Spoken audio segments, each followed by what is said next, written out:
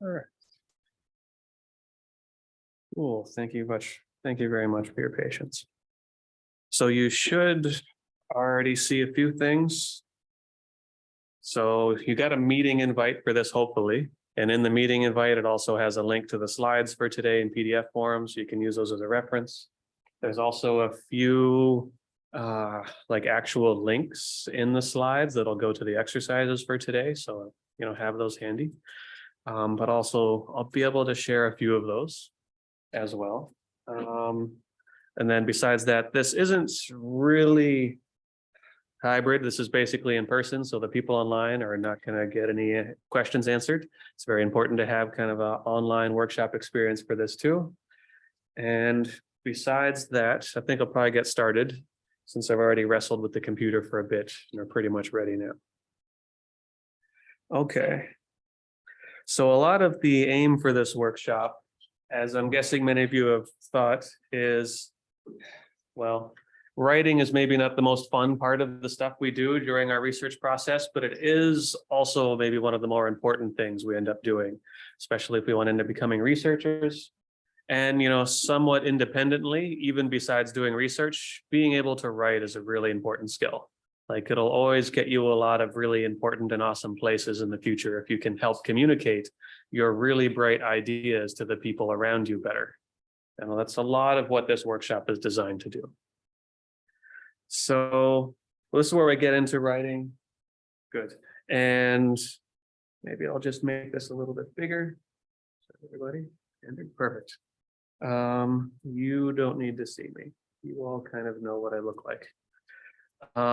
So about writing. So this is where like writing itself is its own skill. And there's a lot of different things to consider when we're actually doing different types of writing. I'll focus a lot more on writing research papers today and the kind of skills we'll use in that area. It's really vital to your research success. You could be the most brilliant scientist, mathematician in the universe. If you can't communicate to anyone else how your math works or how they're going to use it, your brilliance is kind of not helpful and not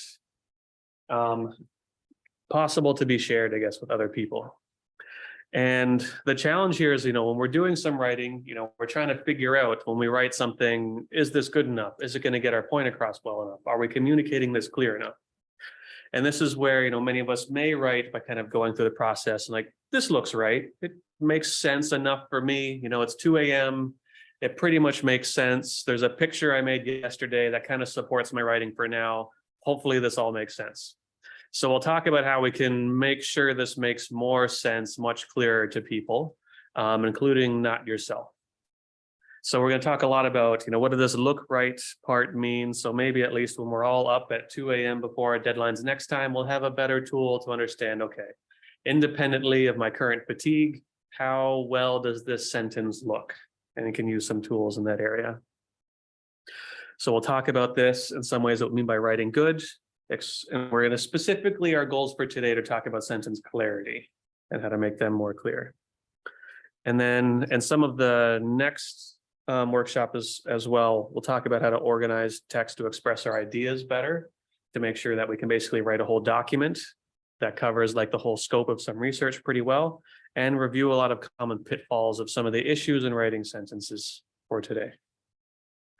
And so this is part of the different pieces for the schedule. So today is construct clear sentences, then we'll construct coherent documents, and I'll give a lot of tips on the part 3, which will be June 14th or something like that, on strategies for now doing all this really fast. You kind of learn these tools, but maybe as you get further along in some of your careers, you'll probably be writing stuff a lot more often. It'd be nice if it didn't take forever to write things and you can go through the process pretty quick. And then maybe if you're at least in my version of life these days, if you have tons of grants and papers to write every week, you don't have a lot of time to write all of them. So you need to get pretty quick at it. So the first part, so we'll talk about being sincere. Okay. Does everyone sort of know what being sincere means? You're all human beings. You kind of care about other people and their own feelings, their own actions, and how they might go through in life. So we'll talk about that for a bit. And we'll talk a lot about writing good sentences. And we're going to use this tool that I'm going to literally talk about painting a clear picture in someone else's mind.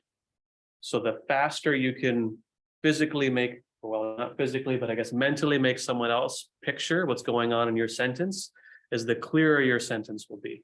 And then I'll give some tools for how you can say, like, what way to do this to paint this actually nice, clear, and grounded fairly quickly. And then we'll talk about, okay, now it's kind of clear, but can we shorten the sentence? Can we make it more clear in some ways and more concrete? And avoid some of the really common things that kind of are errors in sentences that are enemies to trying to make things that are nice, clear pictures. Okay, so let's talk about sincerity. So sincerity is the virtue of one who communicates and acts in accordance with their entirety of their feelings, beliefs, thoughts, and desires in a manner that is honest and genuine. I like to use this workshop as an example. I was thinking very carefully about all the things that I think students would find valuable and useful from Mila and around that would make them be able to become better writers. And I'm thinking very carefully about like the life you're going through, the things you're going to try and do when you're done with grad school, the things you have to do to get to that success point, and then what should you actually would be most best tools for you to learn in order to get there. This is like the act of trying to be sincere, and you're going to do the same thing whenever you write something. You're never writing anything for yourself. You're trying to be sincere towards someone else to express your ideas, to communicate to them. So don't just write things to get them on the page. It's not just, kind of regurgitating all the technical documentation. We don't just take our source code and copy and paste that into our document and send that off to the conference. No, we're trying to find a much better and more sincere concept than in my case, like my terribly ugly source code for my PhD, I would never want to share with someone. That would be like an act of like violence almost on other people and not being very sincere. And then I like to go with this example. So each year, my mother asks for a written letter for Mother's Day. She asks for a letter. So here's example one of not being very sincere. I miss you. Thanks for stuff. Whatever that stuff was, right? I'm not going to get much credit for this. I'm obviously not being very sincere in this example. But if we go with example two, okay, I took the time. I thought I would write a handwritten letter. I didn't just type something up. In this case, this isn't actually an example for me. This is an example from like wartime where someone was sending a letter back to their mother. They probably only had like something barely to write with at that time. But it shows a lot of sincerity. Like you're actually going to talk about the reasons why you might miss your actual mother, the things that you are thankful for. So you can draw like visual pictures and bring back those memories, with your parent, with your mother at that time. And you put a lot of effort into this. So there are many different points in here where I'm showing that we're being literally very sincere in this process. And you put a lot of thought about the reader here. So this letter is specifically written for one particular person. All of us probably have a different particular person in mind, but you think a lot about your audience in that case. So any questions about being sincere? Good. All right. I think for now, maybe all of your mothers would be proud that you can understand sincerity. So when we're talking a little bit more about sincerity for writing for research, it means that, we honestly want to figure out what the truth is in terms of doing research in science. That means it's, I'm writing the paper in ways I'm trying to describe honestly what I've done to the best of my knowledge. I put in the effort to try and communicate this. And this is like the sincere act of trying to display your ideas. And, the research process is a little bit, now you're going to maybe get criticized on them. Reviewers should also be sincere, but that's out of the scope of this particular writing workshop. But you want to engage in this honest dialogue about what the research is. We should all be sincere and careful about the way we do this. And this is the same for this workshop where I said, I thought pretty carefully about how I'm going to communicate these particular tools to the people in the workshop. So then how can we actually communicate an idea? So our goal is always, we want to be able to communicate our ideas clearly while reducing the basically burden on the reader. We want to, in some ways, both make this much easier for people to read. And I often give the example where, you yourself are your own reader in about 2 weeks. I don't remember much of what I did 2 weeks ago. I was just in a meeting with a bunch of Mila professors. We were trying to work on the actual curriculum for all the machine learning classes. And we had to try and remember what were our complaints for when we tried to schedule this meeting from a month ago. It's a bit tricky to remember all those details. So future you as your own reader, try to also be kind to yourself when you're writing these things. And this is supposed to be a very sincere communication, but you can't really be sincere and think about this unless you know who your audience is. I would come up with a very different approach. My apologies. Like if I was trying to write a really odd, sincere letter to your mother for Mother's Day, would be a very different aspect. I'd write it very differently at the very least. So we'll talk about this part of at least, putting in the effort beforehand and being sincere, and then how to conceptualize this burden is what we'll talk about today for writing better sentences. So think about who you're writing to. And when we're thinking about this process, we also have to think about their level of knowledge. When I'm writing my, Mother's Day letter, I'm not going to put a lot of mathematics in this because that's not quite the level of knowledge for the audience, for my mother. I'm going to talk about, okay, we did some robotic stuff this week. Also, we'll be going away for the weekend. I do not talk about doing the policy gradient theorem or any details around electrical design when I'm doing that. So you have to speak more carefully to the audience that's going to have some technical knowledge, and how you write it depends on what you expect their knowledge to be. So are they going to have any background on mathematics or machine learning? And are they going to understand any of the terms that we use? So like I can talk about using, I don't know, like finite differences in my Mother's Day letter or something like that, but she's obviously, you don't know my mother, but she's not going to actually understand that very well. I'd be very surprised if she would. So you think about the terms that you use as well in the way that you write. And how much do they actually care about the topic? This is usually one of the more tricky things. And when you become a really good writer, the whole idea is now you've written this thing to almost convince someone to care about your topic, even if they didn't care about it before. This will come in a bit in this workshop for today, and a bit more in the next workshop for how to structure a document and a good argument. And even it comes into the aspect what is their actual average level of English or French? You're writing these for international research conferences in many cases. A lot of them will probably know English, but not the more kind of convoluted or colloquial English that you might use. You're better off using simple sentences. In fact, these days, you're not going to get a lot of credit for using really fancy English stuff that even your average English person is going to be like, this was a waste of space and text in here, and it wasn't even that clear. So remember, the readers are people. So when we're starting to talk about the audience, they're most likely going to be busy people. If you're writing this, you're trying to speak to your audience. Now you have to add the additional condition. It's probably 8 p.m. the night before. They have to finish their review deadline. They have to go through 5 of these in this particular day. And now this is like an extra competition for how well you need to write so your ideas come across clearly. You still want to make a good effort to keep them really interested and respect their time in the way we end up writing things. So this has a lot to do with it being clear, and a bit to do with editing your paper so you don't have extra stuff that's not necessary.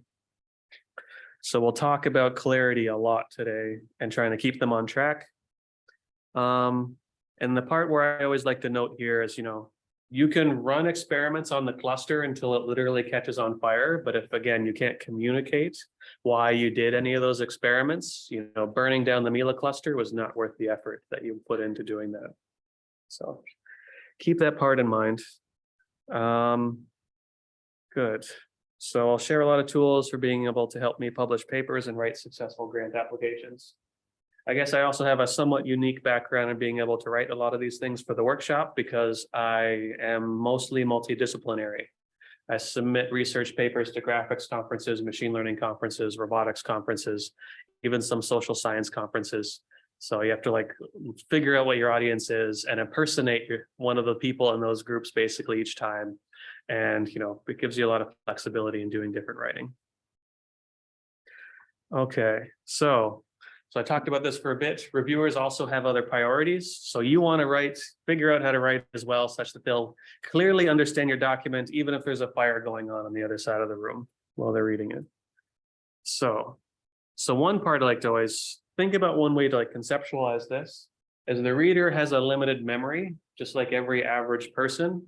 If you want to get really technical and you want to talk about attention here mathematically, like their attention span is maybe, like the past 6 things that they actually read at most for a normal human being.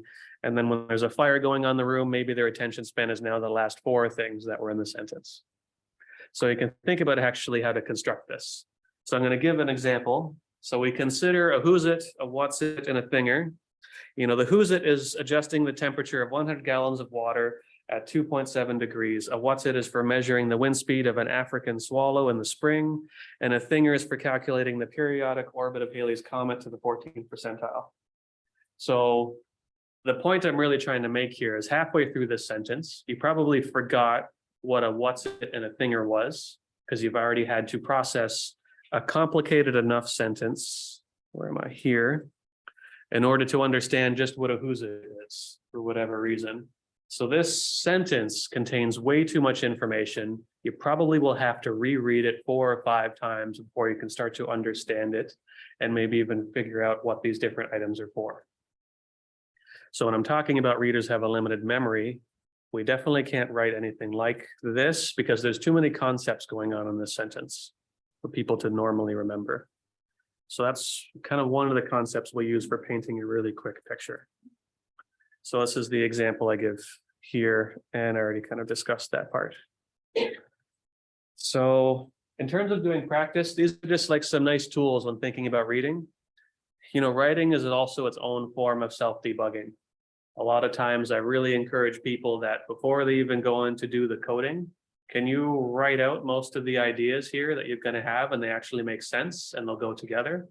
And if you can't conceptually write out why you're doing the things you're doing and how they should go together, you're not going to be able to code them together either. So even myself, I often use this as a form of, all right, I'm going to debug this project plan for the next little while. I'm going to go over the concepts, trying to communicate them to myself well enough. Do they sound convincing enough? And then I can share this to some other people to see if it's going to be convincing to them as well. Yeah, and this is where future you will always benefit from this clear writing when you forget, because at least you'll have this plan. You'll spend 2 weeks diving into some really complicated part of the plan. You'll forget why you're there after 2 weeks. But okay, great. You'll have this document to remind you why you're on track. Or you'll come back and say, no, that was actually wrong, and you can correct it there in terms of your process. Okay, so let's start small and improve. You want to get, so this is like a tool for writing where I don't always apply all these tools immediately when I write every individual sentence at the beginning. Write down whatever helps you get something on the page, a bit quickly or for a paragraph, but you need to go back and edit these things and fix them so that they're much more clear. So maybe as you get more practice in writing, you'll be able to write, better drafts in the beginning without having to iterate on them. But even for this, whatever helps you get how you would understand it down, but then you're going to have to start to think about what is your audience, how to communicate clearly to them and rewrite and edit what you've done so far. Yeah, so then you can iterate on making things easier to understand. And, we face this kind of really complex task in what we do, where we're making new, complex, novel ideas, and we need to figure out how to communicate them to other people in simple, clear, and nice ways. Those are all antonyms of the other word. And I like to give this example too. We're doing writing. Even the English language is a work in progress.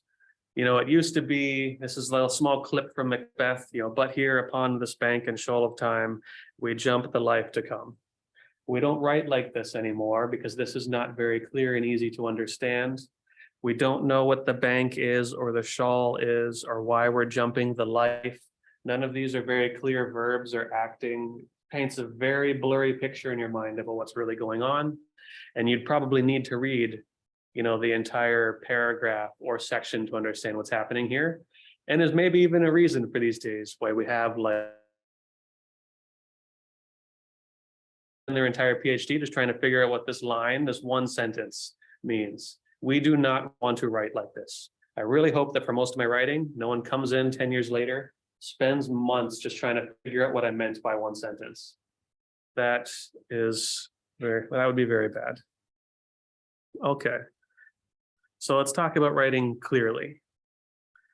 So this is the part where I like to use this. We're going to be artistic. We're going to try and paint a clear picture. So we want to be really clear, such that it's going to be mentally easy to understand the sentence that we're writing for someone.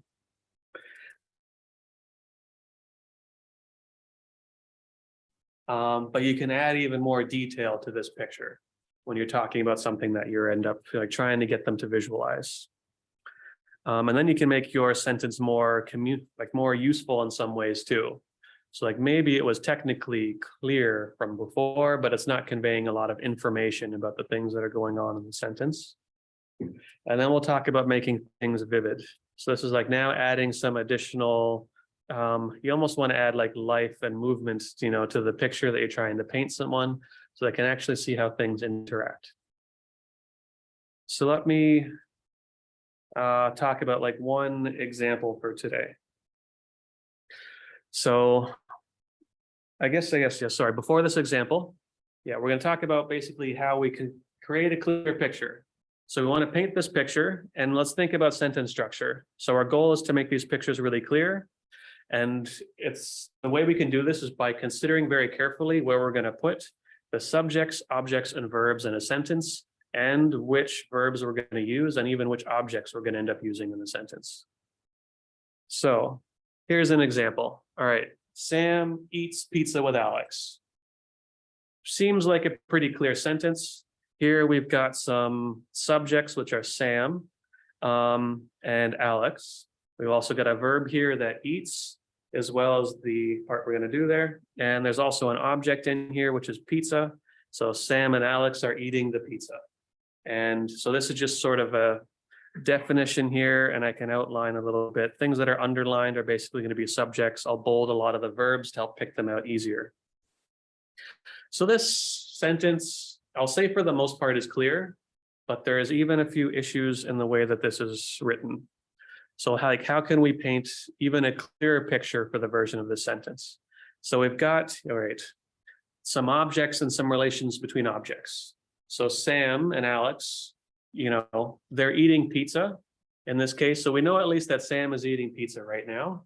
And, eats is going to paint this part. We can actually, so like you can, in your mind, you can picture Sam, some person, whoever they might be, and they're eating at some point. So you can at least picture there's some food there. You can picture there's a pizza at some point, and there's a second person, Alex.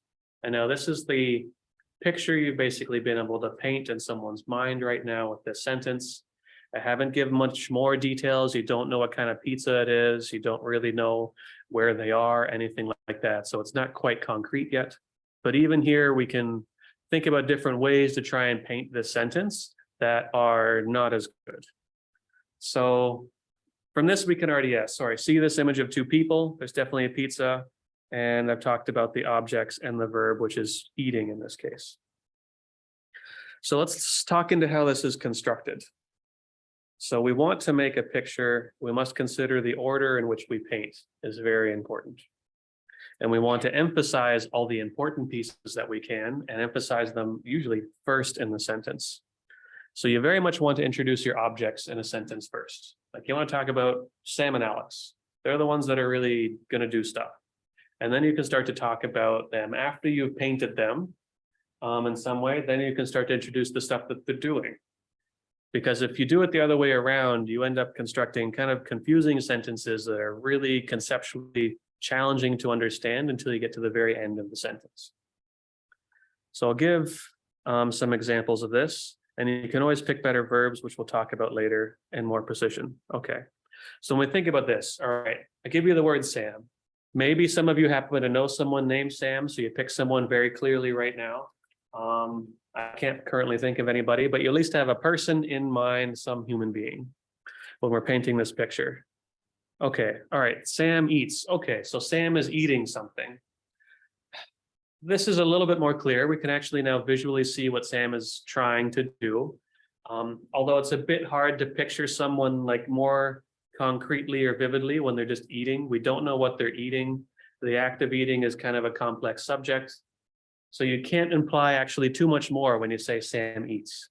You don't actually have a lot of concrete stuff going down. Okay, so now you've got pizza. Perfect. So now I can at least maybe start to picture Sam, they're eating a pizza. I'm also starting to now visualize where they are. Maybe they're in their apartment or something right now, having, DiGiorno pizza out of the oven because they've got a late deadline for this day. Maybe they're at a pizza shop. We don't know yet, actually, because we haven't added those details to the sentence. Okay, now we have with Alex. Oh my gosh, there's a second person here. I thought this was just Sam and some pizza on their own, and Sam's had a long day and is just eating pizza and doesn't have to worry about another person. But now this, like, the way this comes in, and now so at the last part of the sentence, someone else kind of just pops into the view. And actually, with the way this sentence is written, we don't know whether or not it says Sam eats pizza with Alex. You don't know if Sam is also eating the pizza, or sorry, if Alex is eating the pizza, if Alex just happens to be off in the corner of the room with the pizza or something like that.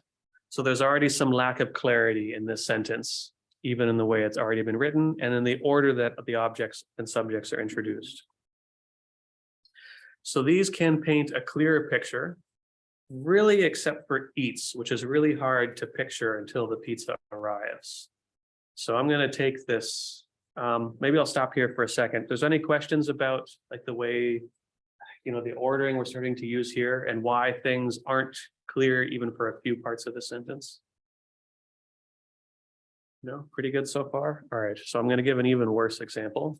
Okay, version of sentence number 2. Eating occurred between Sam and Alex of a pizza.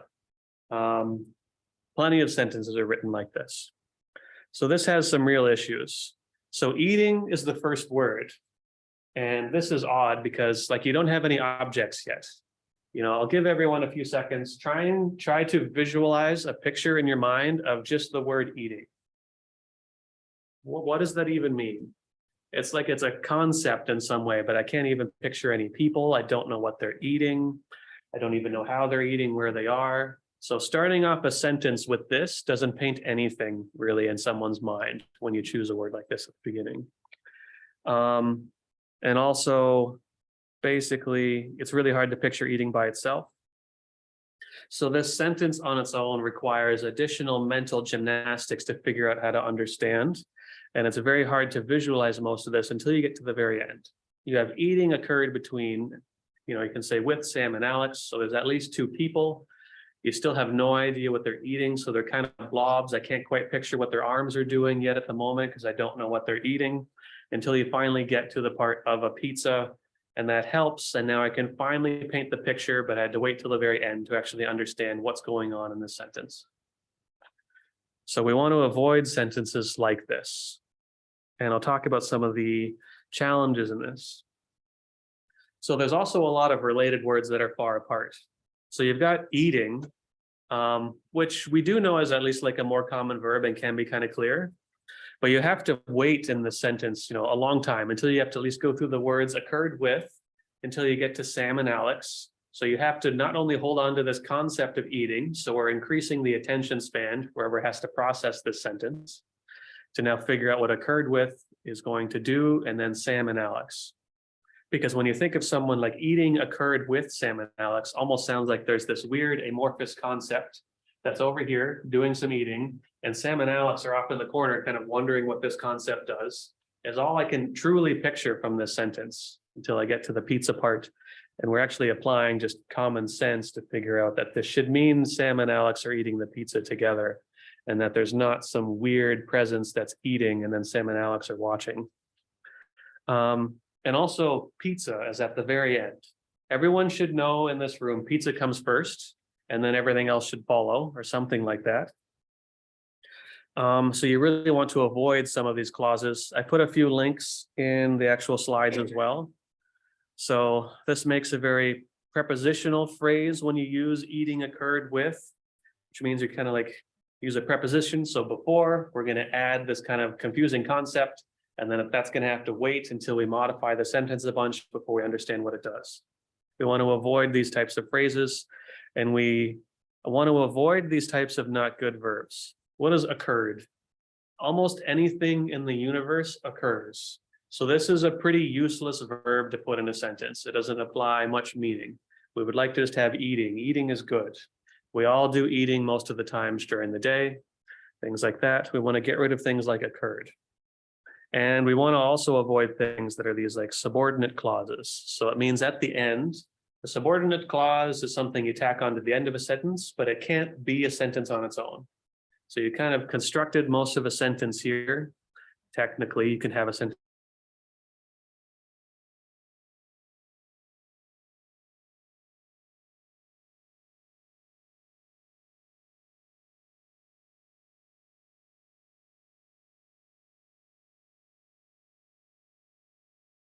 Also, I'll be critical, there's too many words here. You've got an 8-page limit. You've just wasted 4 words. Someone's going to give you trouble. You might as well figure out how to write shorter, clearer sentences while we're at it. Any questions about this sentence or any of the concepts here so far? Yeah.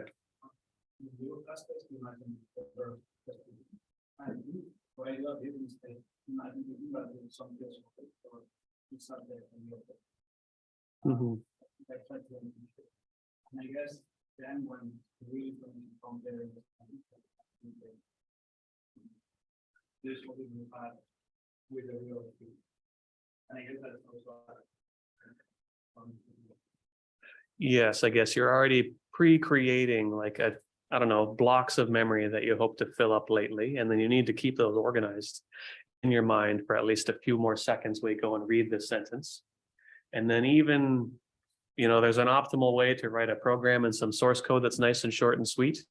And in this case, you're also not doing this in like a nice and short and sweet way in order to fill those blocks, because there's a better way to fill those blocks in a better order, at least to make less cognitive load for people. Yeah. Any other questions? No? Okay. Okay. So let's start with some of the first parts. Placing the important action as the main verb. So this is helpful for increasing sentence clarity. It's nice when we have one verb and it's nice and clear and it's not created and kind of attacked by other words that are around it. So this is one of the common enemies of basically really causing problems when having like nice main verbs in a sentence is something called a nominalization. And a nominalization is basically the act of turning a verb into an adjective or a noun. It basically means, a somewhat recursive definition, a nominalization is itself a nominalization of nominalize. But basically it's helpful to consider when we're discussing something that is ongoing. And when we introduce nominalizations, it often means we're being a little bit careless with the sentences that we write. So basically a nominalized word is often when we're adding like ing or ion to something, like thinking was, thinking occurred between all the people working on the paper. It's not a great one. Thinking is now a nominalization. These are also in French and at least in some other languages, whenever you end a French word in ion or aisément, those are also versions of doing nominalization. So a lot of these rules are not specific to English. These also help you write good like French sentences as well. Maybe I'll do a French version of this presentation in the future when my own French is better. So you really want to consider whether or not these nominalizations that we add anywhere in a paper are actually helpful to being able to make things clear. So you can have, in this case, eating is the nominalization here. And now the actual like action, the verb that's going on here is occurred. And now I've still got the subject Sam and Alex and the object that is a pizza. The weird part is right now is eating has become, it is supposed to be what the action that's going on in like the overall sentence, but we've actually converted through this nominalization eating into now a noun, and it's become the subject of the sentence, which makes for a fairly confusing sentence. And we can easily fix, this issue, but we can go back to the sentence we had before where Sam eats with Alex of a pizza. So this is at least better. We don't have occurred with anymore because occurred was basically useless. We even have more information where Sam is eating with Alex. So now they're actually eating together. So we can picture them at least maybe sitting at a table or something like that within conversational distance, at least close enough to share some food. And then we finally get of a pizza in the end, which is good. Out of nowhere, some pizza flies into this picture and lands between Sam and Alex. And that's what they're sharing. And, your average pizza size is going to be 14 inches. So they can't be more than that distance apart. and things like that, and it paints a much clearer picture, more quickly than the one from before. So this is better, but we still have, exposes an issue now that we've done this sentence. The issue is we still have this subordinate clause or isolated clause at the end of a pizza, which can't stand on its own. And we really don't want the pizza to be isolated. You'd want it to be shared really well. So we want to rewrite this sentence even better. Okay, so any questions about being able to fix these issues, try to avoid nominalizations, and add some better actual verbs? Sure, yeah. Yeah, in terms of painting the picture in the reader's mind, how does much of this advice translate for concepts that are more abstract? Like, if I'm talking about model calibrations, it's less obvious to figure out what that looks like in the reader's mind, if you can have a different image that breaks out. How do I avoid those? So that'll be more of the second part of like the workshop for today. Today is to at least avoid making things that are really unclear. And then we'll talk more about making our sentences more vivid and concrete so we can figure out like what are the better verbs, what are the better concepts to use for describing something like that. Right now it's avoiding some of the like more often pitfalls that we do in some sentences. Okay. Oh yeah, no problem. And feel free, like bring that up again in a little bit if it's not starting to become more clear and vivid in the next hour. Okay, cool. All right, so now for the next part, we've got some group exercises. So if you pull up the slides for the today, there's a link in them that'll go to a Word document with a couple of exercises for different sentences. And here we're just going to talk about highlighting some things. So go into the sentence. These aren't all good sentences. Some of them are purposefully written to be confusing. It's part of the workshop. But go in there, bold what is the main verb of the sentence, not the main action, the main verb. Go in, underline the subjects for these so we know like who and what is being acted on in the sentence. And then you can italicize some of the nominalizations that are in these as well. So pick at least 4 or 5 sentences out of this. Sorry. And then so after you've gone through and like bolded and done some of the like formatting and highlighting, then pick a few of these that are obviously bad because you found some nominalizations. Rewrite those sentences so they don't have nominalizations and use better verbs. And then after you've done that, get into a group, share some of the sentences that you rewrote, how you went about rewriting them and why you thought they were good rewrite. So take the first maybe 5 minutes just to go over those sentences and find all the bold verbs, bold all the verbs, and then you can break off into groups and start to write some of these together. And I'll leave this summary up here so that everyone can at least mostly read that, just in case you don't have a computer. These are the sentences, and there's another description for what's going on in the top part here. Okay. And we'll be doing this for like the next 15 minutes. So I want to do this, have a good time for it, break up, talk about these amongst yourselves as well, and I'll wander around answering more questions. Yeah. Sure.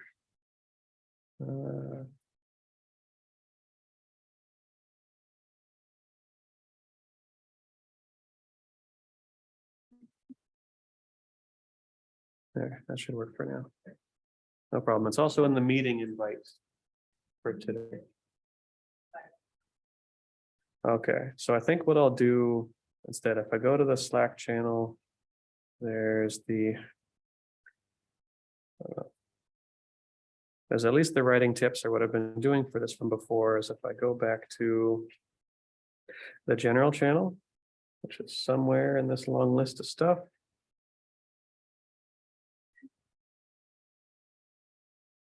And I'll post it again here. So for the first exercise, 1.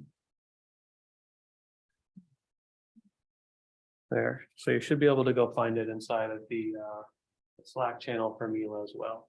It'll be like follow to the last link in the general channel.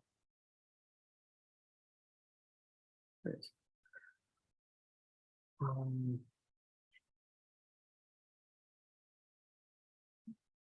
There we go. Mhm.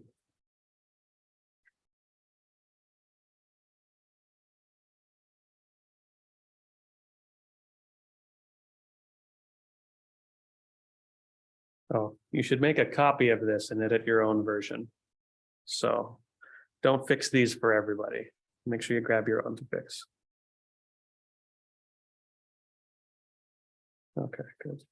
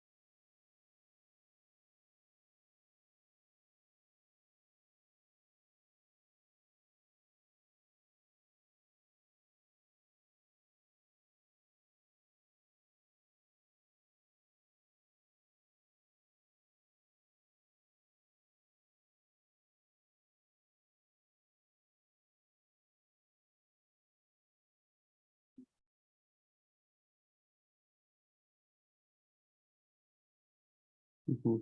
Yeah, maybe for a second, just to sort of make this clear. The idea is like for one of the example sentences I've got in our other like scratch pad for today, training is actually supposed to be the action, but it's not. And we'll go through writing a few of these sentences. So maybe I just keep going. Let me know if you've got any questions so far about whether or not things are the actual verbs or the main action. So this is a good example here for training because actually the action we want to talk about is training. But we have training of the model. This becomes the subject, and then kind of was done basically becomes the verb, which is not good. So we bold that part. Underline. Okay, cool. And then multiple GPUs here is now becoming the different like subjects and objects. But unfortunately, training is still the action. So there's basically we want to make the bold thing the actual detailed verb and action that goes on in the sentence. So you want to apply this to a few of these other sentences that are here. And then in a minute or two, we'll come together. You'll share in small groups some of these that you found.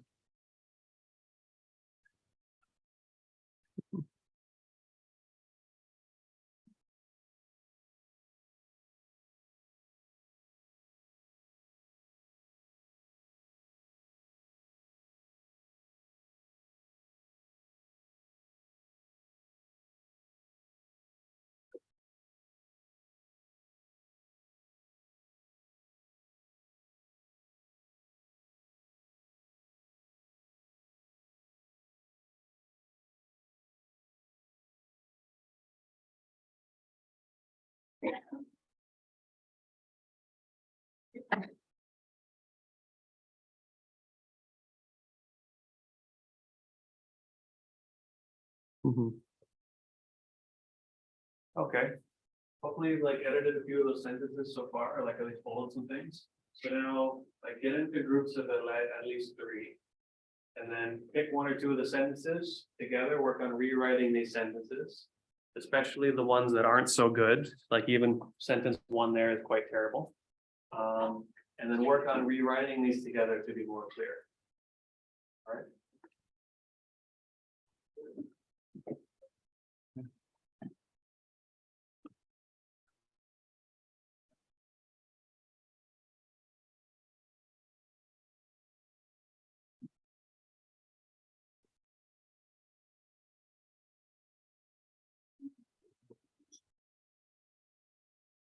Okay, well.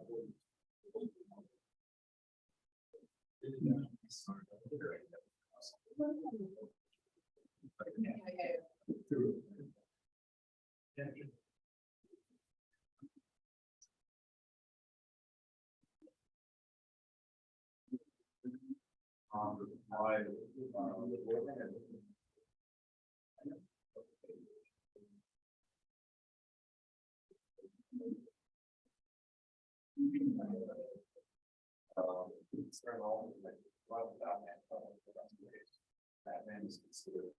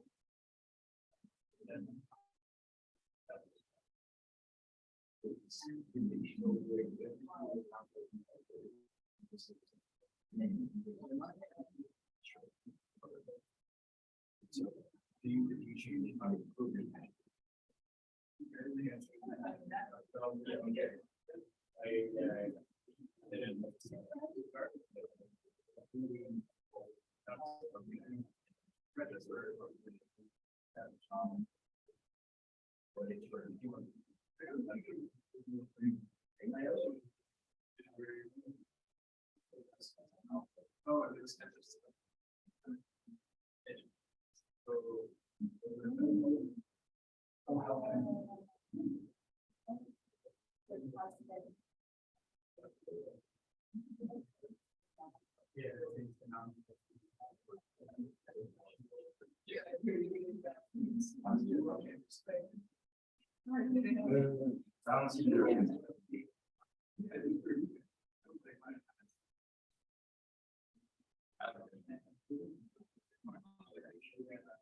Yeah, I guess that's.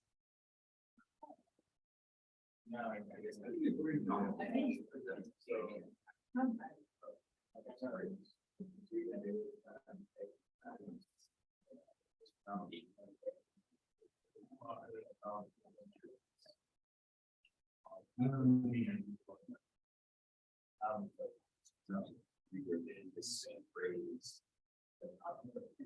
Yeah.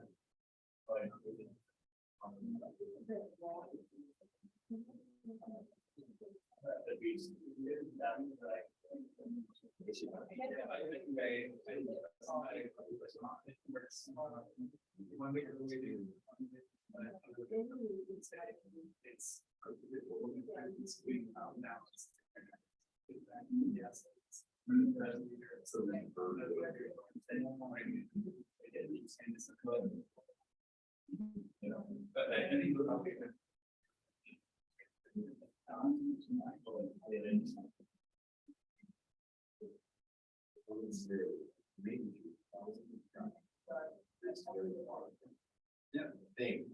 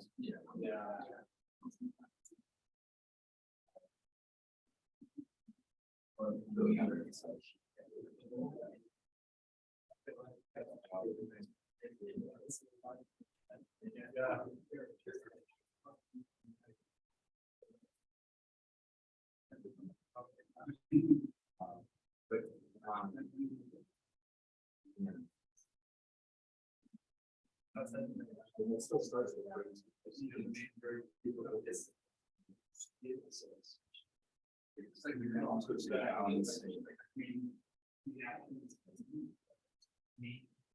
Yeah, that was good.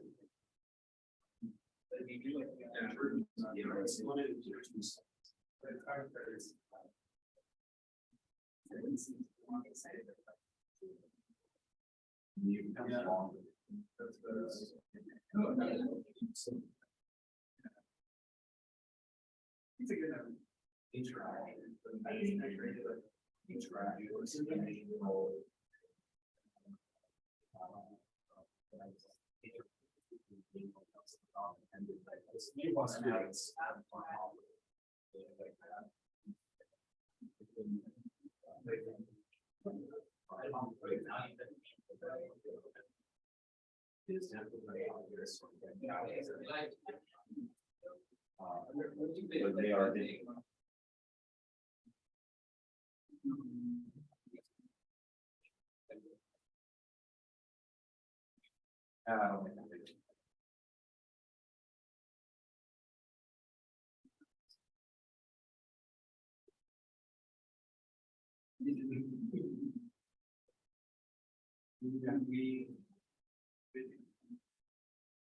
I like the balance.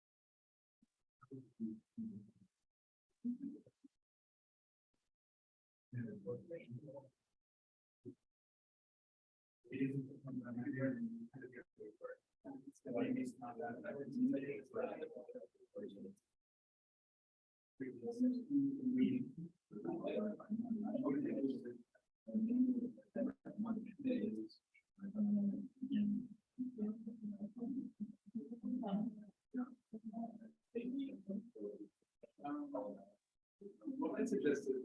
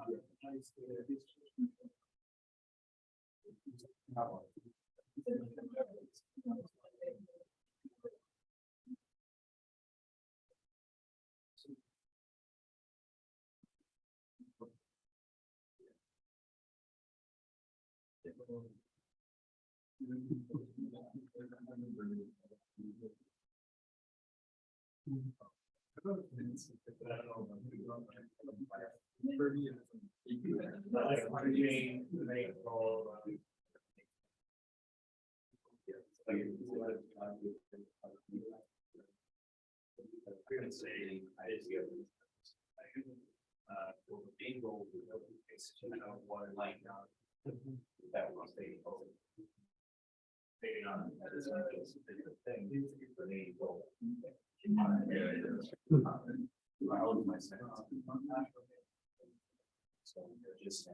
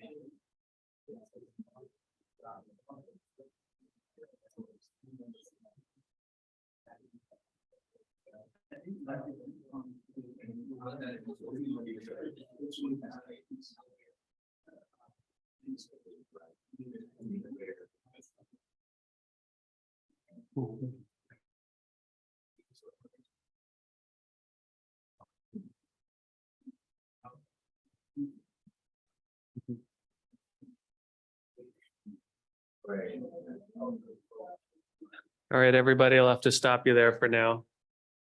Be going on to the next part of the workshop. But it's good that you're already like going over some of the sentences. I know we don't quite have time. You're welcome to go over all of them outside of the workshop, which I highly encourage. But I know a lot of them are more complicated to write and even be able to fix. I know. Kind of gives you a bit of an appreciation for, it's only, there's 6 sentences-ish in there that aren't good. But, just to rewrite 2 or 3 of them took, a couple of minutes, 10 minutes on their own. So taking and writing takes a lot of time as well in order to make it come across pretty clearly. I guess I was going to go through this as an example for a bit too. So we've got this like scratch pad too. So if you've got questions, I'll write and edit a lot of stuff in the scratch pad as well. But one that comes up in like almost every, paper that I've read, in the last couple of years, we'll have this sentence. All right, we train the model, using multiple GPUs, something like that. So we can already see, this one, training is a nominalization. We don't like that. Was done is not a very effective verb. And we can rewrite things like this, like the model. Cool. Now we've at least got, our subject at the beginning of the sentence. And we can at least say was trained, which is better, but we'll get to some stuff later why this is imperfect, over multiple GPUs. So now you can at least start to picture, okay, it's not training didn't occur on its own. You can now, when I say model, and we're all pretty familiar with machine learning, so we're going to start to picture some at least block of a bunch of matrices with some random float values in it. It's a neural network. When we think of model and when we think about training, I like this example too, because it's actually extremely convoluted if you're not a machine learning person. We would picture, training usually is, we're going to picture some gradient steps on a model. If I had any friends that were specifically like weight training people, and I said the model was trained, they would probably picture a person that's getting ready for a photo shoot the next day that's doing some exercising in the morning. So this is already not very clear and not enough details. When we get to multiple GPUs, that might at least start to confuse, like this more exercise themed person that doesn't do a lot of machine learning. But we'll get into now this more part in the next section where we can be a little bit more concrete and clear. But this is already at least easier to start to understand, and the sentence is shorter. We got rid of the and done, which were effectively useless in the sentence. And we can focus on the subject at the beginning, was trained, or we can just say the model's trained, something like that. And then you can have over multiple GPUs, whatever the object is in the sentence. So these are good practices. They'll make your sentences shorter and more clear. Any questions? It's good for now. Yeah. What would be the best? So like, I don't like of the model is not a very descriptive thing either. Yeah. So if I'm going to start in to get at this, I would at least say, like the parameters of our network, something like that, rather than the model. And I probably wouldn't use trained either, because trained is too vague, and we'll talk about how to get into things that are more vivid. So I would write this, the network parameters Are, I mean, updated is also pretty vague. So what's a better word for than train? Of the group that you want to use for this?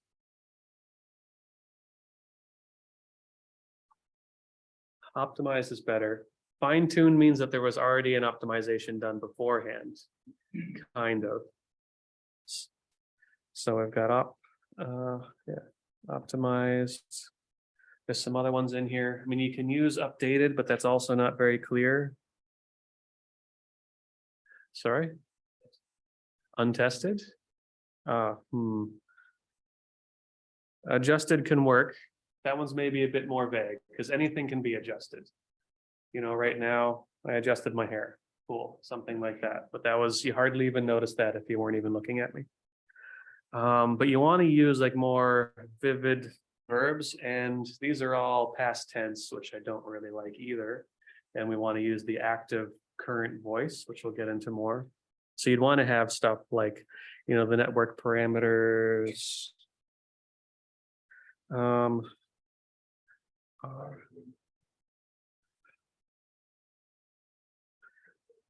Sometimes you can.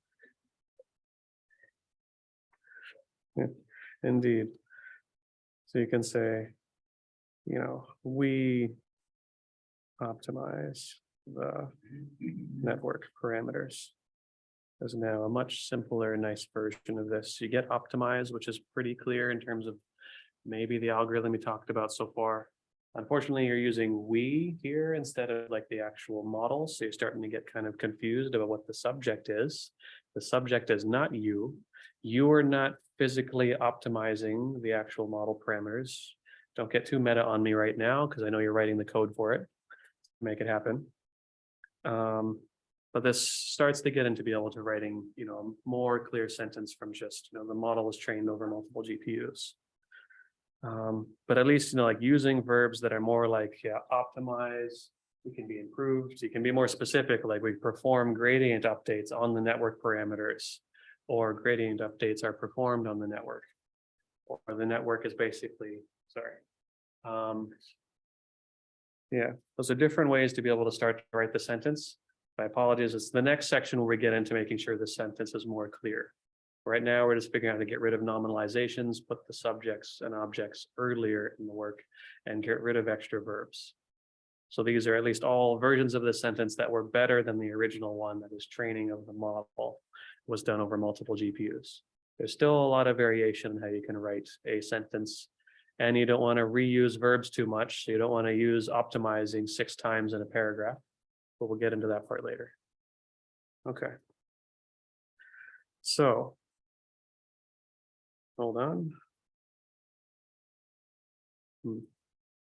I guess maybe the presentation ended on me while I wasn't looking. Okay, so we got through the first part of this that was kind of doing some more clear sentences. Okay, so we went through some of these exercises, we picked them. So the next part now, all right, it's writing with style. So before it was like writing with some clarity. Now we want to incorporate a little bit of style into it, maybe a little bit more art into the way we put sentences together. And so on having style, it means we do want to be more vivid. We were even going over that last example. We were picking between like using optimization or adjust. Optimization is a bit more vivid of what's going on. I can at least picture some like for loop that's going on. Some models or parameters are being updated. When I say, I'm not picking on anything in particular, but things like adjust or updated, these don't really provide a lot of information about what's going on. So we want to add this detail. And then we want to be more precise is also part of the part here. So you want to pick the particular words you're going to use for your subjects and objects and verbs to be more precise. This will paint an even clearer picture. And the last part is a little bit about being more correct. So how close is this to the real world? So that's sort of that example where I talked about a model doing some training. So this is either going to be, if you're a machine learning person, okay, grounded in maybe machine learning if you're lucky. And that'll be clear in a machine learning paper. But if this is in, I don't know, sports magazine, whatever, it's not going to be about machine learning, but the exact same sentence could be there. We'd want to write our sentences so that they can't appear in both of these venues, and they're not quite clear or correct enough in the way that they're written. So let's talk about adding vividness. So certain words describe certain ideas and concepts in more detail. So let's look at, this example from some of my old work. So we aim to start the data collection process for a large amount of data, leading to a better imitation learning model to reproduce the expert behavior. So why is this sentence not easy to read? Any suggestions? It's all perfectly clear to everyone. You can like clearly picture what I did. Yeah. Well, that part's true. But there's more to it than just the run-on sentence. Like even if you were to forgive that and try to picture what's going on.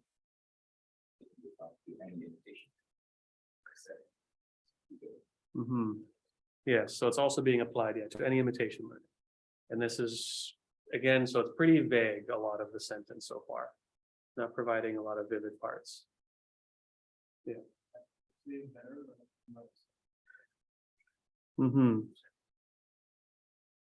Yes. Better is hopeful, and better, if you're always being picky, maybe it's 1/1000th of a percentile better, which is not very meaningful. Vivid. Only 3 things wrong with this sentence. I'm sure there's more. Yeah. Like the whole, everything before the comma, it says the buckets and data. Like, there's a lot of words. Yeah, we aim to start the data collection process for a large amount of data. Cool. It's kind of the same thing, but 4 times in a row. Still in there. Okay, good. So there's a lot of things wrong with this sentence. So let's talk about how to improve this. So the weird part is, okay, we've accidentally also talk about the first part of the sentence. We'll go linearly. We've accidentally, at least in here, the data collection process is actually a noun. This isn't the verb anymore, what's going on.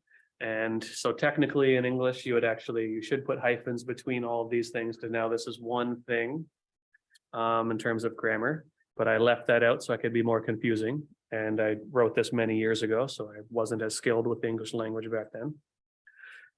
So we make that part a noun instead of like being the main action verb. So we can at least, rewrite this whole part before the comma. We aim to collect a large amount of data. Cool. We've gotten rid of data collection process, which I don't really know what that is. A process is again another verb or a description, which really doesn't add much description to what's going on. Almost anything is a process. I'm a biomechanical human being. I probably have a couple 100,000 processes going on right now. I don't even know about them. They're not very meaningful to me at the moment. So this is a bit better, but we still can't quite visualize what the process is that's going on. So they can at least say, okay, we're gathering large amounts of data. At least I can see, like I can picture, you're looking at me, but you can picture the authors like almost physically at a table trying to scoop data into a bucket, like they're literally gathering it, or off at a tree trying to pick something, like their data is apples or something like that from the tree. So you're starting to get a bit more vividness of what's going on, not a data collection process. This is far too vague. If you want to, use some more of the concepts from machine learning, if you're thinking of the generative model that's possible to happen from this data collection process, is almost anything. So we want to be like, give it a better context to generate a much smaller distribution of possible things. So this is better. There's still lots of other issues with the sentence. So now we've at least converted the collection process is now gathering. Gathering is much better, more vivid than just collection process. And you can visualize this better than collection process, right? Is that clear? Any questions about that? At least some, verbs are much better than others. Yeah. Like a lot of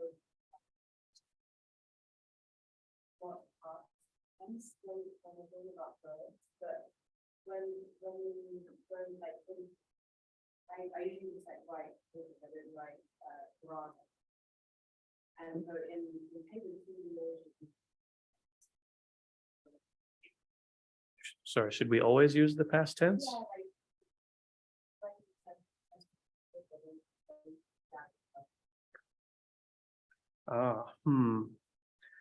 So actually, the better convention normally is to always use the present tense and to use an active voice. The reason why is there are a couple of different reasons. The reasons I like to talk about this for it is you're trying to also act like you're the person currently doing the thing, and this is the research that is happening. If you start to use the past tense, it also gets confusing about whether or not it's your work that's past tense or you're talking about prior work in your paper, which is at least slightly more literally past tense. And you want to sound like, you are the person currently engaged in doing this research. This research is what's happening right now. This is the new research, and you want to convince reviewers of that. If you start to use past tense and start of the passive voice, you often end up introducing a few more words that are necessary because you need to start to add things like was and other past tense type things instead of being in the present tense. And you want to convey that this is like the active, I don't know, like research train moving forward right now, not that it's something that's already been done. Yeah, it sets a kind of different tone as well in the research. So this is why I'd say like we want to use like we are gathering is at least like a little bit more in the present tense. So you can picture it's what they're doing right now. And then you can actually criticize as a reviewer what they're doing right now and not what they did.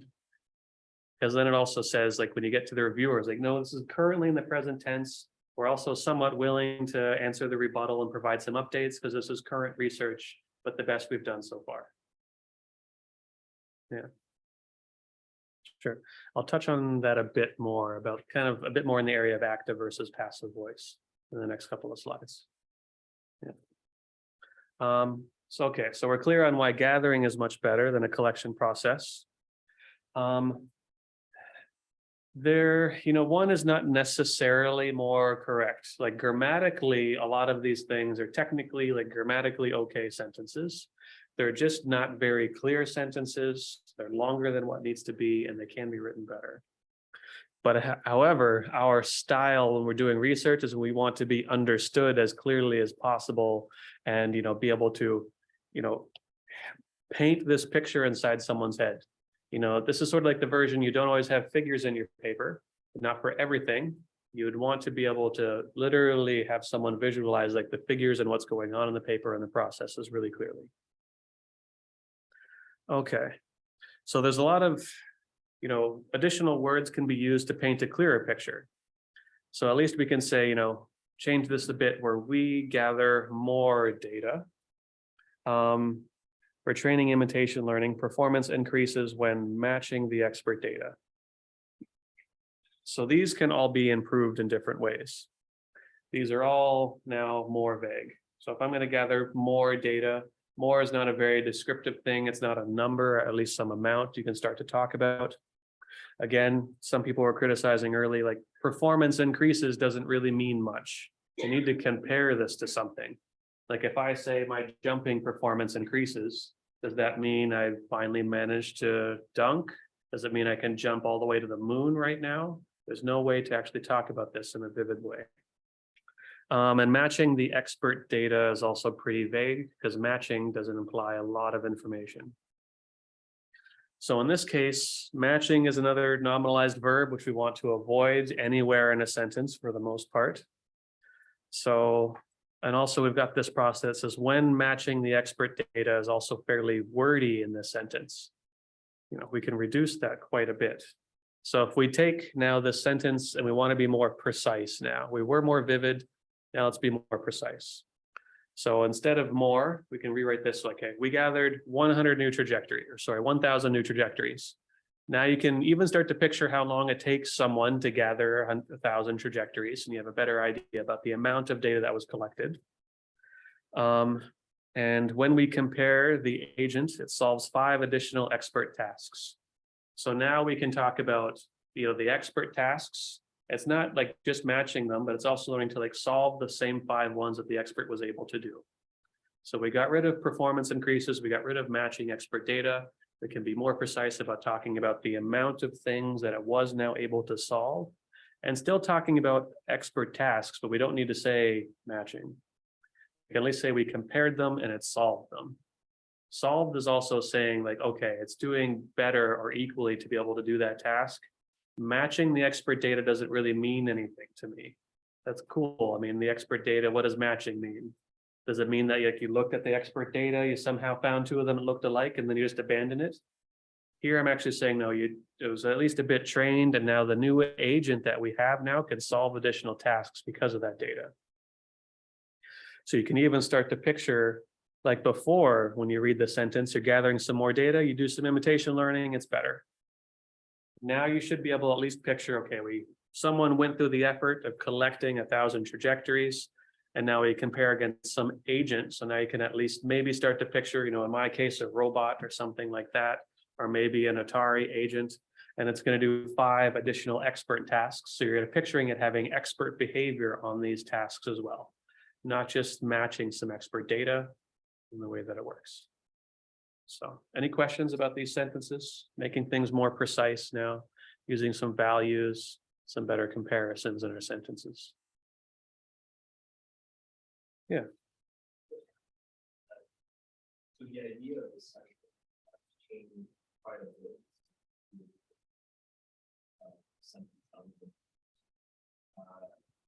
And so I would kind of wonder as to, because now we've changed in the meaning of what the word said, and the first one, it was more like possibly a future word type of sentence where we would like to do this, we aim to do this, and now this is a sentence that says we have already done this, and this is what happens. So I do agree, like this is precise, but potentially this can apply if the original idea of is that this is actually future work that is planned. And like something that we plan to do or we aim to do rather than something that happened. It's a good question. I would say though that actually like the original intention for the sentence was to end up to be something more specific that's like this. I see. Because you're basically, the first version is all right, or we're gathering some data such that we can have better imitation learning that leads to better imitation learning. So we're also saying it should give us a better result. Yeah. And that's what we found. And then we're doing the same thing now in the new sentence, but we're saying like how much data we gathered and what we mean by like performance improved in this sentence. So I would say this is like a more precise version of the previous sentence. But I also I get your argument too, where like in some ways this sentence is also a bit vague, where like the active versus passive voice is a bit mixed up. You're not exactly sure if this has happened or if it's about to happen, because of some of the vagueness and what the tasks is being done.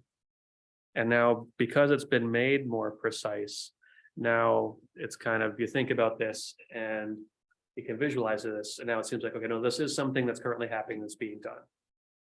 So I'd say like both of these sentences are supposed to have like the same intended effect and description. One of them is more precise and now also visually lets us know, okay, no, this is really what's going on. Where the previous one sounds like, okay, they're going to collect some data, they hope it'll help improve their model. But really the sentence was supposed to convey this. Yeah. I can at least say this for sure because I did write the previous sentence in a previous paper and regret writing that sentence, but it was accepted anyway.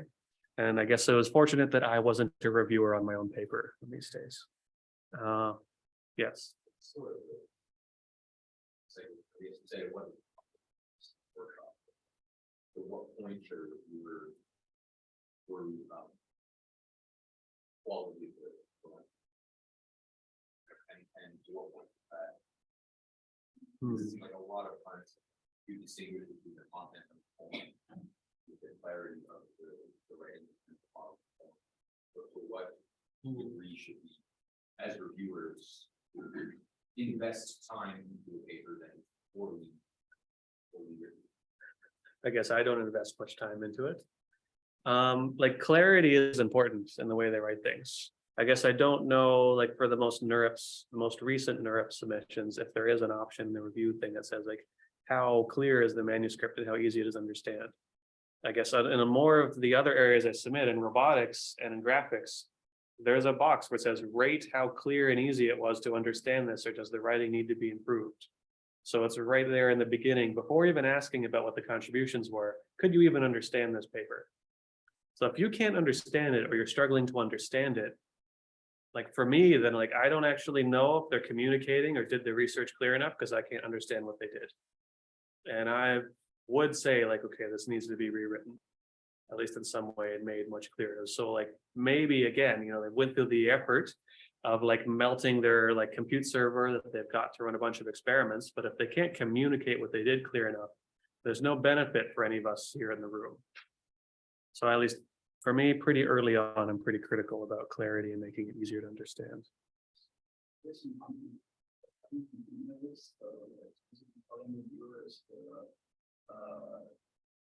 Try their best more to write in, and like try to send in the essence of the paper. Oh, that feels like a crime from where I'm standing at the moment. But Like the idea of like there's a lot of non-first language speakers out there, they might not have the comments of proper or the paper. So that's true. rejection criteria. So my kindest way to usually deal with this, and I do like the process that happens for journals more than conferences, where you can say, okay, I accept this, but there's going to be, we'll call it minor revisions for now, but you'll need to rewrite these 3 paragraphs for me to accept it. And this is why, like, these days I'm beginning to really dislike conferences because journals have a much better process that are better for these types of issues as well. And maybe we should do that more for a few conferences where we can say like, we forward this to a journal because it just needs a bit more time, but we're pretty sure the ideas are clear, but only because, like you're an expert in the absolute area. Can you fairly be able to tease out what's going on? Not quite good enough for like the average person that's going to reading this paper. So yeah, that is a challenge. That's also why I do try to write my papers using a bit more clear English and less complicated English too. Also, yeah, here at Mila, half of us speak French. Maybe not even our first language is going to be English for 70% of us. So there are a lot of these hurdles. So maybe, well, you can try some of those for now. I can't change the influence of other conferences yet. That's a process. Okay, so I'll go forward through a few things. So we fixed the more data, which was vague. Now we're at least talking about the number of trajectories and the number of tasks. Got rid of nominalized verb, which was matching. At least now we're comparing things. So you can at least picture someone trying to look at 2 things. Okay, one's heavier than the other, rather than just matching, which isn't providing as much precision. And then, when matching the expert data was pretty wordy. You just replace this all with expert tasks. It still implies any kind of the expert behavior. We kind of know what expert means. So I'm pulling on the information I'm pretty sure the audience will have on what I mean by expert tasks and the fact that they should be good. And you understand a lot more about just supervised learning in some way. Okay, so the last part is about being more concrete. Oh, sorry, yes.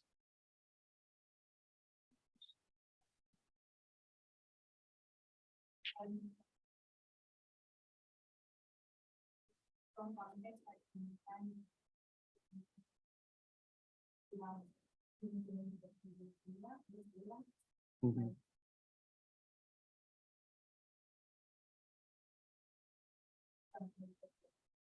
Mhm. Yes, so you could rewrite this again.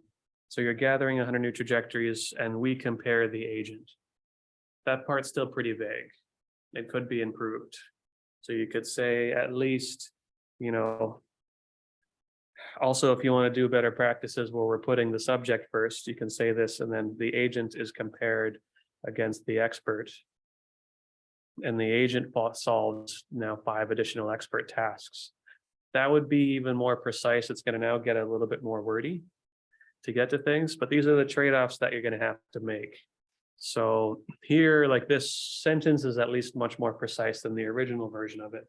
It can still be iterated on for a while to make all of these like almost perfect, or at least much better so that things are clear, and the picture is pretty clear in someone's mind. But yeah, even you could probably find better verbs than compare. Compare doesn't always imply a lot of information, but it's at least much better than matching from before. Thank you. Okay, so the last part is about being more concrete. So we're kind of being precise.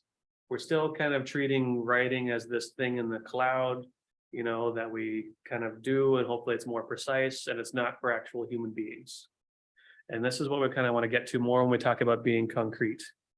So we want to provide some specific example that helps the readers understand these things that are abstract ideas. So here, like agent and tasks, these are still very abstract in some way. An agent is a pretty vague thing. It's like anything with agency is an agent. What does that even mean? And tasks, what are tasks at all? I mean, I'm thirsty at the moment, so I hope to engage in the task of getting water sometime, but I'll worry about that afterwards since I managed to forget my cup for today. But you can be like, don't be so vague, try to be more concrete. In my case, I do robotics, so replace agent with a robot. Now you can at least visualize something that's going to make noise, that needs electricity, maybe is made of metal, looks like a robot arm. It's a much more concrete version than just an agent in this case. And tasks is not very relatable. So we can change this, okay? So we gathered 100 or 1,000 new trajectories that resulted in the robot solving 5 additional tasks, such as cleaning, cooking eggs, and folding laundry. This is now much more concrete. You can even imagine that watch a robot actually performing all of these tasks and doing better than yourself, which is maybe an expert at doing cleaning, cooking eggs, and folding laundry. So you're like, you know, much more impressed by this sentence now. It took a lot of work to get here. We had to go through making it, you know, more clear, more precise, and more concrete. But now there's a much clearer picture on what, you know, could have been almost a paragraph of information to start here. Because this is how this thing was started, is it would be, all right, we gathered some data, some expert behavior. The next sentence is probably going to describe how much data it was, and now it's a separate sentence for some reason. The next one is going to talk about what it means by doing, you know, better, producing better behavior. Now you've got 3 sentences that this all could have just been one really nice, clear sentence when the subject is here just talking about like the improvement. Probably because you'll probably start here. Yeah, for this last part, because now you actually, the subject for this overall thing should now be talking about how it compares to other methods. So now you can just have a paragraph of like, all right, our thing is great, it does better than these 5 things, and then maybe have a sentence or 2 about how the other methods only solve one more thing. And you can reduce the writing quite a bit. So any questions about this? I think concreteness is a very human thing, and it's a bit easier to understand than things like precision. The fact that just like relate it to literally something that's about being human. Something that you've experienced, something you think your audience will have also experienced before as well. Okay, all right, so now we've got some style exercises. Before we had some fixed nominalizations, now we want to make some sentences that I very carefully chose, have more style. And I'll pick one of these to go over an example real quick. So the first thing I want you to do, go through them, make note of some of the verbs. These are the things that we want to make more concrete, more precise. And we're going to rank some of the verbs or sentences by their vividness, precision, and concreteness, and then we'll rewrite some. So I'll start with some of the information. I always like to start with this sentence. It works. Great. This is like potentially the least vivid thing I hear ever. It's also maybe the thing I'm told the most as a professor, but what does this mean? I'm like, okay, I care a lot about the details, so I really, really do want to know how it works. But you want to rewrite this, so this is not very clear or vivid. You want to get back to like the sentence that we just introduced that we spent 30 minutes editing. That was it. It works is okay. We collected some more data, it did better. Okay, a shorter version of that is it works. Which is a very dangerous thing to put in a paper, or to, kind of come up with a version of that. So go through these, mark, as I said, some of the verbs for vividness. Like for example, achieved here, not very vivid. we all achieve some things every day. I managed to get out of bed this morning. Great, that's an awesome achievement. You want to probably use more interesting things than achieved. So talk about what they mean in terms of like vividness, precision. So do that for the next 5 minutes somewhat separately, and then we'll group together and you'll rewrite some of these sentences now with some better verbs than the ones that are used. And for those others, I'll stick this in this, yeah. It's 2. There, and then in that Slack channel again is now the link to exercise set number 2. And we'll do, so I'll give you a couple of minutes to identify the verbs and think about level of precision. And then I'll stop you probably at maybe a quarter till, and we'll cover some of the last few concepts that are much more focused on writing research and not just writing in general.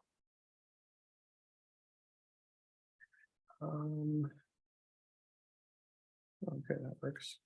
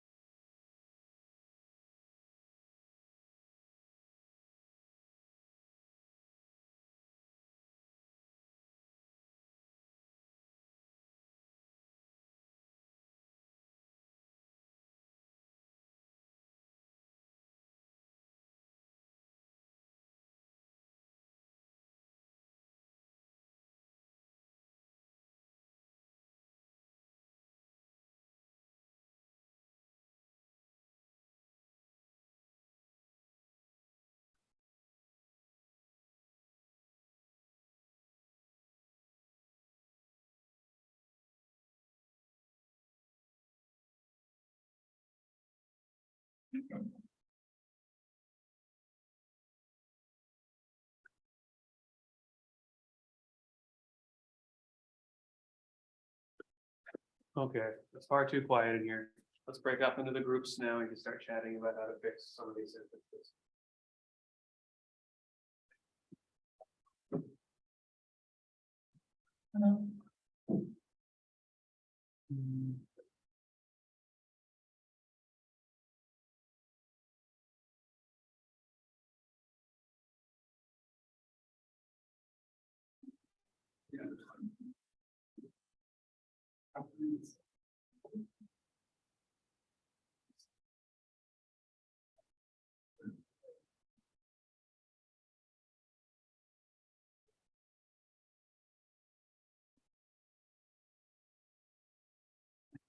Yeah.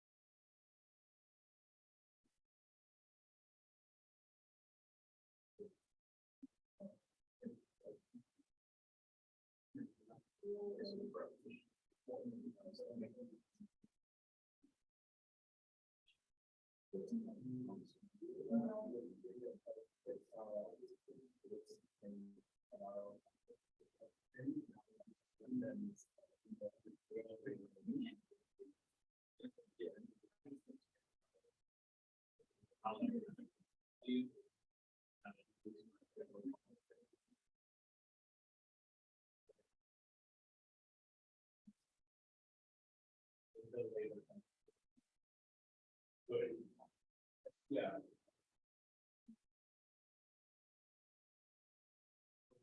I agree. Maybe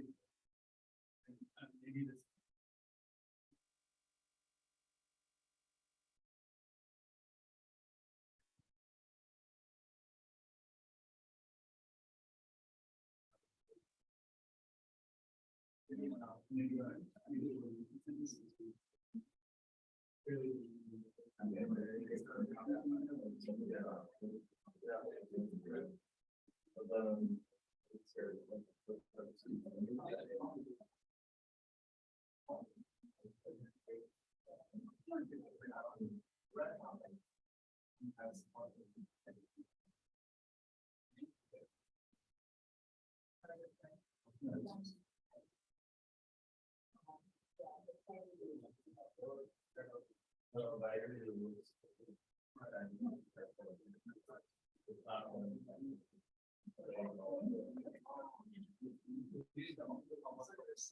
Yes.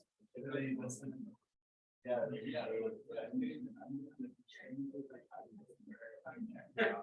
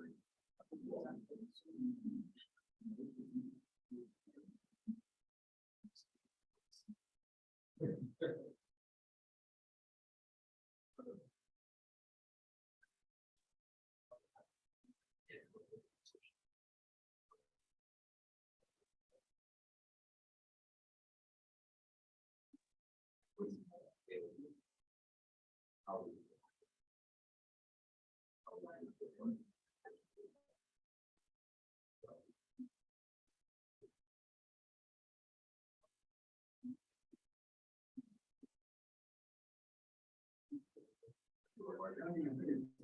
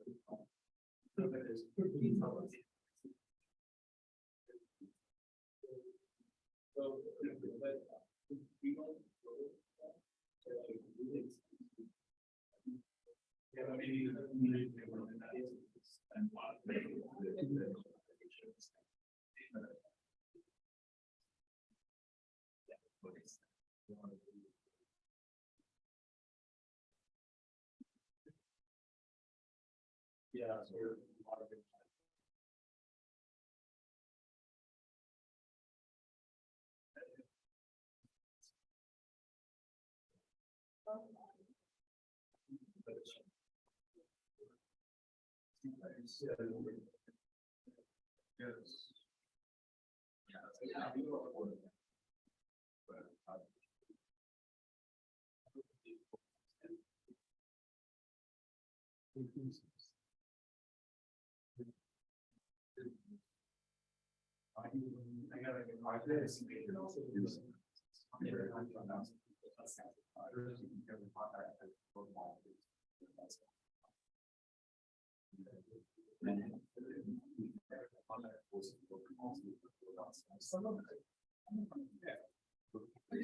Give you about another 30 seconds.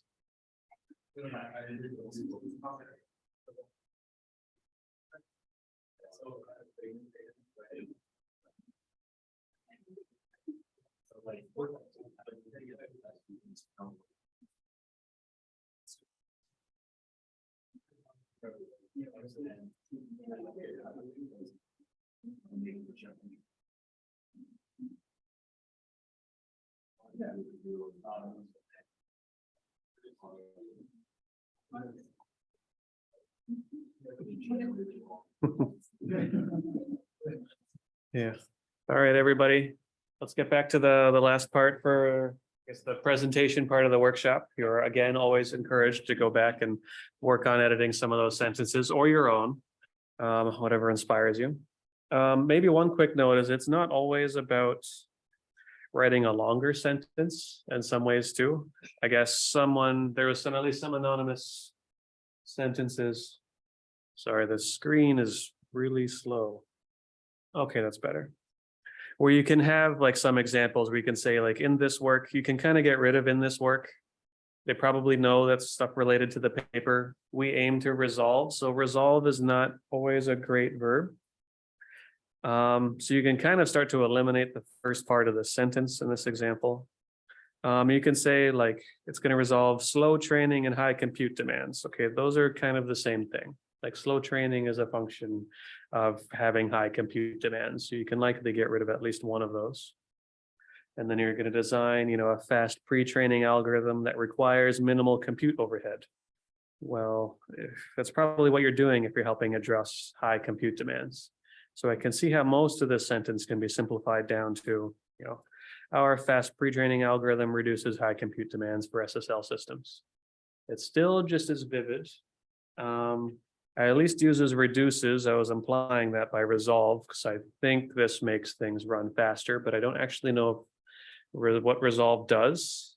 So I was using, a more precise verb in here for this sentence. And then overall, you get a pretty clear sentence that comes out of this one. So yeah, it's not always about adding more detail and being precise. Often we might start out on either end of the spectrum here where it works. Okay, sorry, I just lost the internet, at least for this, but I can still keep talking, so I'm sorry. You'll still have to keep listening to me. Yeah, I get it. And I'll share my screen again. Okay, sorry about that. So yeah, often most sentences are on one end of the spectrum. They're either a little wordy, we need to go in and remove some normalizations, or they're not precise enough. We need to add a bit more style and more detail to the overall sentences.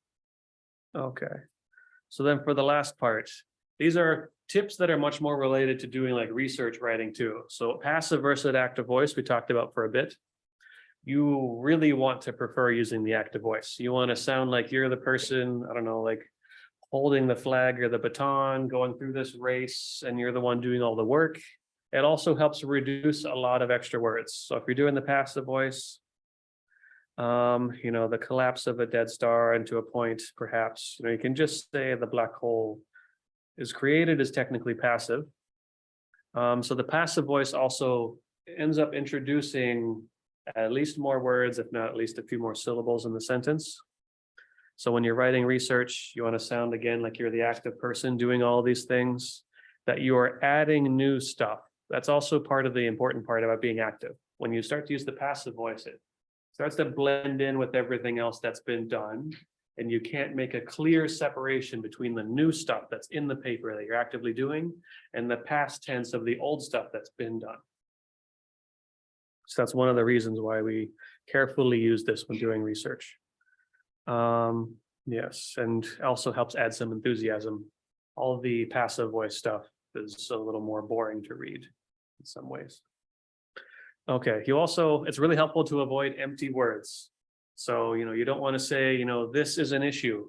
This sentence doesn't add anything to the paragraph. And that way you want to at least say like exploding gradients are the issue. Whenever you say this, it means you at least need to have a sentence before or a sentence after that should explain what this is and hope your reader connects these things. The problem with doing that as well is it's going to make it really hard to edit your paper if now all of your sentences start to compare or connect to each other and depend on each other for understanding. So avoid these words too, because it makes editing really painful in other ways. You also want to avoid they, this is from a few weeks ago, but they made it to the second round. Doesn't really imply much, but if I say the Leafs finally made it to the second round and failed miserably, I could add to the end of that. You at least get much more context real quickly, and I don't need to explain somewhere else in the paragraph what they is. Everything is in this sentence. The whole subject and point of the sentence is here. Doesn't depend on other parts of the paper. They also don't add anything to the picture. This is a completely empty word that adds no detail to the picture we're trying to paint. Yeah.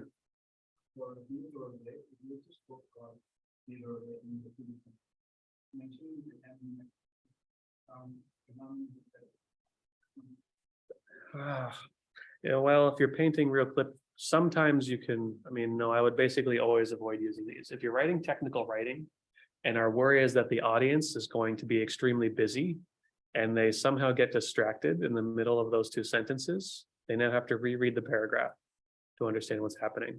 So I understand you're going to make a trade-off choice now between hoping that they, like repeating yourself for clarity, which I would recommend, versus, okay, they should understand from the attention they paid to the last sentence.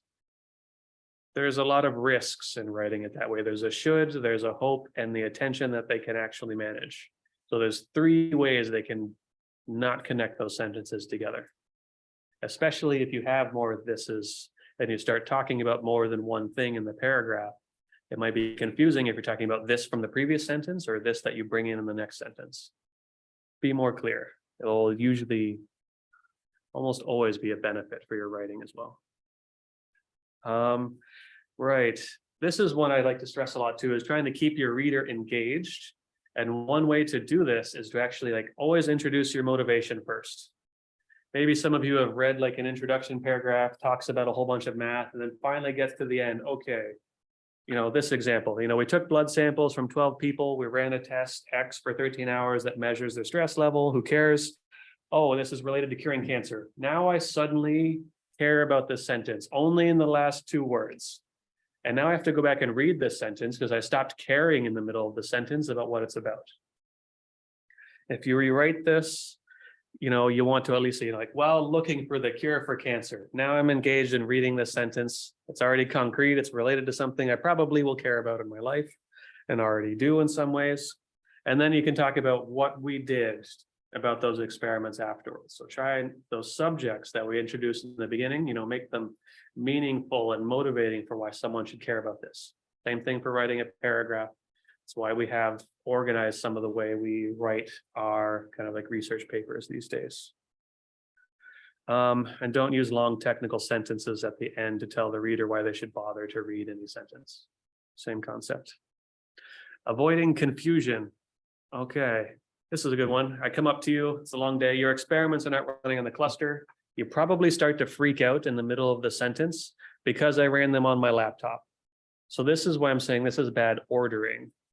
Halfway through this sentence, you are extremely concerned. You're probably on your 5th cup of coffee for the day.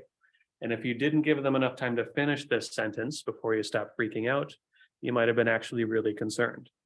So you can write this and certain things in different ways so you don't introduce concern for some examples, but ordering is often important, even for like clauses, how you introduce them in a sentence. And some other final thoughts. There's also a lot of, we do it more when we talk, kind of like throat clearing stuff. We can say like this paper is, or we note that, or we observe that. Most of these are pretty unhelpful in the sentence. They don't add anything to that picture we're trying to paint again. You can remove almost all of these from your text. Also very vacuous adverbs, things like substantially, very, extremely, more, better. These don't really add much to the description. Give more precise, words that describe how much, better something actually is. Otherwise, you don't say it's a very good algorithm. You can just say it's a good algorithm and then describe why it's actually good. No one cares about very, things like that. And you can reduce some wordiness as well in your paper when you go to remove some of these. So keep these tips in mind when you're trying to reduce your paper length. These last ones are also very helpful. And then final thoughts for this. So when you're doing your writing process, your writing is technically an advertisement for someone to care about your research. And the same way, your title for your paper, carefully chosen, is an advertisement for someone to actually spend their time and go and read the abstract. Okay? And then the abstract is now, if you're trying to motivate, convince someone, it's an advertisement to go and read the introduction for your paper. And going on from this, the introduction now becomes an advertisement to read the paper. Okay, now I'm actually interested in the concepts. I want to know the details. This is kind of true these days. Really, the introduction is an advertisement to go read the experiment section because I want to figure out whether or not this is baloney or not first before I even go look into The methods section, so the experiment section is really an advertisement finally to go and see what the method is so the person can learn what you actually did. To read the method section. And this slide is an advertisement to attend part 2, which is all about constructing coherent documents so you can keep people engaged and advertise your way through this process really well, and have people really believe in your research by the time you're done writing. Okay, thank you very much. That'll be it for today, but I'm here for a few questions if you've got some. All right.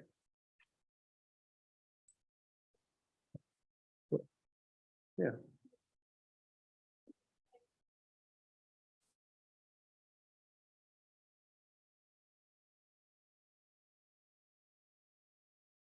Like, the time, but, Mhm. that, how do you take care of? I mean, you could say things like the experiments show, which is still a little bit like that, but you're actually at least, we note that the experiments show. So you can kind of start to get rid of these in most cases because they're not adding a lot to the picture. And usually you can use them for flow because it's usually kind of a case where it's hard to create a good flow between some of the sentences. But if you work a little bit harder and use some of the tools from today, usually you can rewrite these such that like the flow will already be there because of the last sentence you wrote. The last sentence will be something more like, where the algorithm is analyzed using these benchmarks over these tasks. So you already know you're about to start to introduce the comparison now, what happened over these different experiments. So your next sentence will be something more like, we find sometimes, or even that one still using some extra words. You can also say, for task this and that, the results were better on method X than method Y. So just like get right into talking about because you want to keep the subject now, which is actually the experiments and the results. You don't want to be talking about the algorithms of the prior work. So if you think about it a bit more, you can usually find ways to like dive right into what you want to talk about and not introduce as many of these kind of connecting phrases. Yes.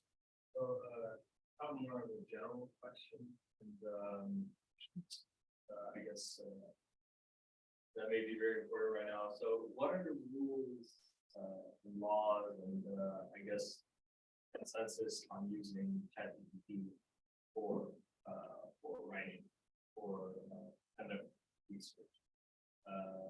Like, yeah, are there any specific rules or laws or? I don't know if there's any laws yet for using ChatGPT for research. I mean, at least for like the most recent NeurIP submission, you can use it, is what they said. You might have to note that you used it, but you should be, I guess, as researchers, we should be careful about using these tools. It seems a lot of people are thrilled to be able to use ChatGPT, which is good.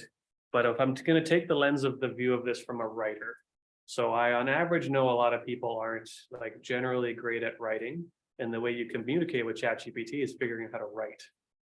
So in some ways, we're all going to make prompts or something like that in some way, potentially, but actually people don't know how to write really well. So now using this tool is actually out of the grasp of most people, like using it very effectively. And it's also a double-edged sword from my point of view as well as a teacher. Okay, so now I'm going to raise the bar in terms of writing skill that I expect from everyone now because this tool is here. And I think at least, some of the people and students I work with were not quite expecting that part. It was like, okay, well, no, now we've got more tools. The writing bar was already pretty high because readers and reviewers are pretty critical. You can use these tools, but generally you're always going to have to edit stuff that come out of them. Like even I was using ChatGPT for a little while. It was not very helpful in doing this presentation because it used nominalizations everywhere. It tries to its whole plan is it's trying to sound not stupid. So it tends to write kind of garbled sentences that are long and a bit confusing. So it's actually quite terrible to use for clear and precise writing because it's trying to sound like the average person on the internet, which is not a very good writer. So keep these in mind when you're using these tools for different things. Okay. All right. Thanks, everybody. Send me messages if you have other questions. Take care.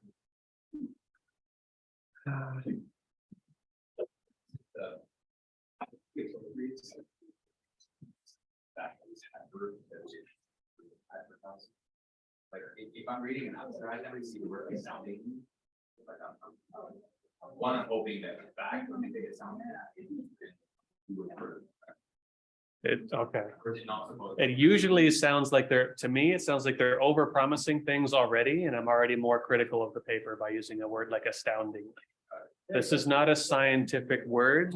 Numbers, data, experiments, and math are scientific things. Astoundingly is a word that sounds like you don't understand the value of your own work, but it sounds great to you. I'm being pretty critical right now. Mhm. That's the thing. I would still need some data to really describe what astoundingly is. I'd rather have that sentence than the word astoundingly. Yeah, Mhm. I mean, it was like.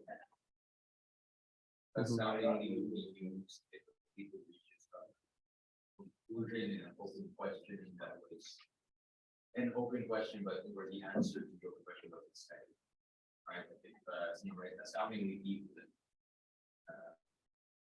Mhm. But then again.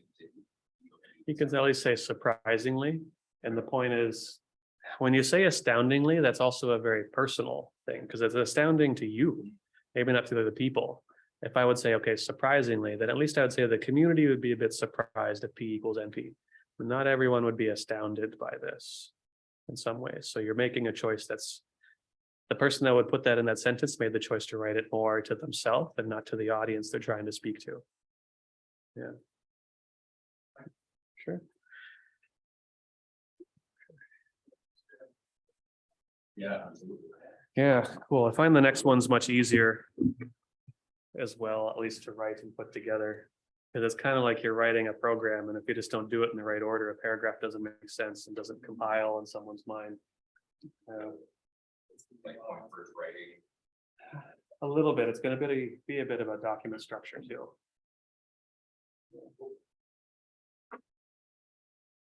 Yeah, I guess this presentation makes me feel